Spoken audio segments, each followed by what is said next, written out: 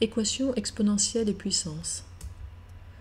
Nous allons voir comment résoudre quelques équations particulières et précisément les cas où on peut se ramener à a puissance n égale b, où a et b sont de nombres positifs. Dans le cas où c'est l'exposant qui est inconnu, c'est-à-dire le n, on utilise le log. On prend a puissance n égale b, on applique log des deux côtés, on obtient donc log de a puissance n égale log de b, on conserve l'équivalence, et on utilise la propriété que log de a puissance n égale n fois log de a pour faire tomber le n, faire tomber la puissance. On obtient donc n fois log de a égale log de b. Il ne reste plus qu'à diviser par log de a pour obtenir n, qui est égal à log de b divisé par log de a. Si c'est la base qui est inconnue, donc ici le a, on utilisera une racine énième pour se débarrasser du n. Regardons, a puissance n égale b, j'applique racine énième des deux côtés, et j'obtiens donc racine énième de a puissance n égale racine énième de b. Je conserve l'équivalence parce que je travaille sur des données positives uniquement. Racine énième de a puissance n, c'est a, puisque racine énième et puissance n sont deux fonctions réciproques l'une de l'autre. Et donc j'obtiens finalement que a est égal à racine énième de b. Appliquons cela à un premier exemple avec une ville de 25 000 habitants dont la population décroît de 3% chaque année et pour laquelle on aimerait savoir après combien d'années il ne restera que 10 000 habitants. La population P indice n, après n années, s'écrit P indice n égale 25 000 fois 1 moins 3% puissance n.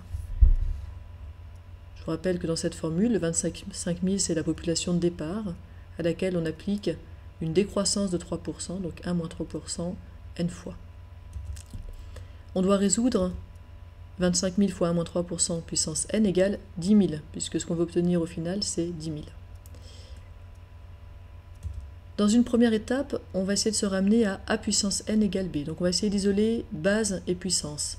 Ici c'est la puissance qui est inconnue. Donc on va essayer d'isoler ce 1 moins 3% puissance n. Pour ça, je divise par 25 000. Il me reste 1 moins 3% puissance n égale 0,4. Ça, je ne peux pas isoler plus ce 1 moins 3% puissance n sans utiliser le logarithme. Donc j'applique log à ce niveau-là sur des grandeurs positives. Et donc j'obtiens n fois log de 1 moins 3% égale log de 0,4. Et maintenant, je dois diviser par log de 1 moins 3%, puisqu'il vient multiplier le n, afin d'avoir le n tout seul, et n égale log de 0,4 sur log de 1 moins 3%. On termine avec l'application numérique, et on trouve que n est environ égal à 30,08.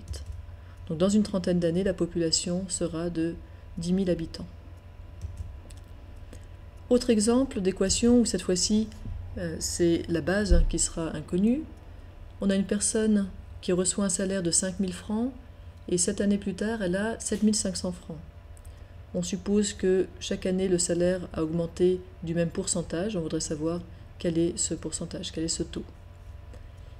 Le salaire Sn de la personne en fonction du nombre d'années n, c'est donné par 5 000, le salaire de départ, auquel on applique une augmentation de 1 plus t, si t c'est le taux d'augmentation, et ça on l'appliquera puissance n fois.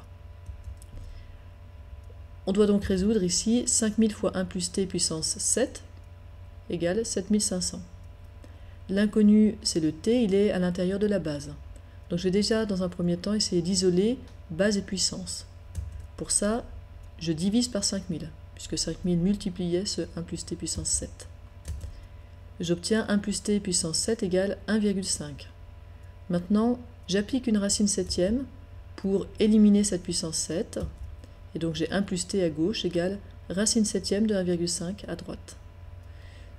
Il faut que j'enlève 1, que je retranche 1 afin d'avoir t tout seul, et j'obtiens t égale racine septième de 1,5 moins 1. Je peux passer à l'application numérique qui me donne que t est environ égal à 0,05963,402, etc., qu'on peut écrire en pourcentage puisque c'est plus lisible, 5,96% à peu près.